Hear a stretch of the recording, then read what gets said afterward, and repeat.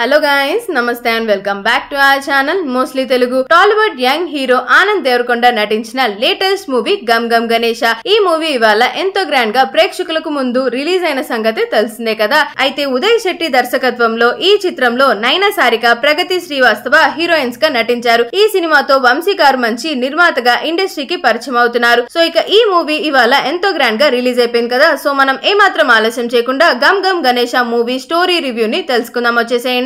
ఈ movie full entertainment genre గా కొనసాగిందనే చెప్పుకోవాలి. సినిమాలో ఎక్కడ లాగ్ అనేది కూడా లేకుండా ఆకట్టుకుంటుంది. సినిమా క్లైమాక్స్ వచ్చేసి అల్టిమేట్ గా ఉందనే చెప్పుకోవాలి. ఫస్ట్ 2 హాఫ్స్ అంతా కూడా ఫుల్ గా పవర్ ప్యాక్డ్ పర్ఫార్మెన్స్ ఇచ్చేశాడు మన Anand Deverakonda. Comedy, acting, suspense తో పాటు ఓవరాల్ గా మూవీ వచ్చేసి కొన్ని హైలైట్స్ తో పాటు ఫ్యామిలీ ఎంటర్టైనర్ గా చెప్పుకోవాలి. ఈ మూవీలో ఆనంద్ దేవరకొండ కొంచెం పవర్ఫుల్ పాత్రలో కనిపిస్తాడు. అండ్ అలానే లవర్ బాయ్ గా కూడా బాగా ఆకట్టుకుంటాడని చెప్పుకోవాలి. ఇమ్ము కామెడీ మాత్రం ఈ మూవీకి ప్లస్ అనే చెప్పొచ్చు. సో ఇదొక థ్రిల్లర్ కామెడీ ఎంటర్టైన్మెంట్ జానర్ గా చెప్పొచ్చు. అక్కడక్కడ సస్పెన్స్, థ్రిల్లింగ్, హైలైట్స్ ఇలా అన్ని చెప్పుకుంటూ పోతే మూవీ మాత్రం చాలా బాగా ఎంటర్టైనింగ్ దిశగా కొనసాగింది. ఫస్ట్ హాఫ్ అంతా కూడా నార్మల్ గానే ఉంటుంది. సెకండ్ హాఫ్ లో అసలు సిస్లైన థ్రిల్లింగ్ అండ్ ఎంటర్టైన్మెంట్ స్టార్ట్ అవుతుంది. అబ్బా, ఈ మూవీలో ప్రిన్స్ యావర్ కూడా మంచి రోల్ ని ప్లే చేశాడని చెప్పుకోవాలి. ఇకపోతే ఆనంద్ దేవరకొండ యాక్షన్ కి యాక్షన్, కామెడీకి కామెడీ, ఎంటర్టైన్మెంట్ కి ఎంటర్టైన్మెంట్ అన్ని జత చేసి ఈ మూవీలో పెట్టాడనిపిస్తుంది. 100% ఎఫర్ట్స్ అయితే కనిపిస్తుంది. అండ్ హీరోయిన్స్ కూడా తమ పాత్ర పరిధి మేరకు మెప్పించారు. సాంగ్స్ కూడా ఓకేగా ఉన్నాయి. సినిమాటోగ్రఫీ, స్క్రీన్ ప్లే అన్ని కూడా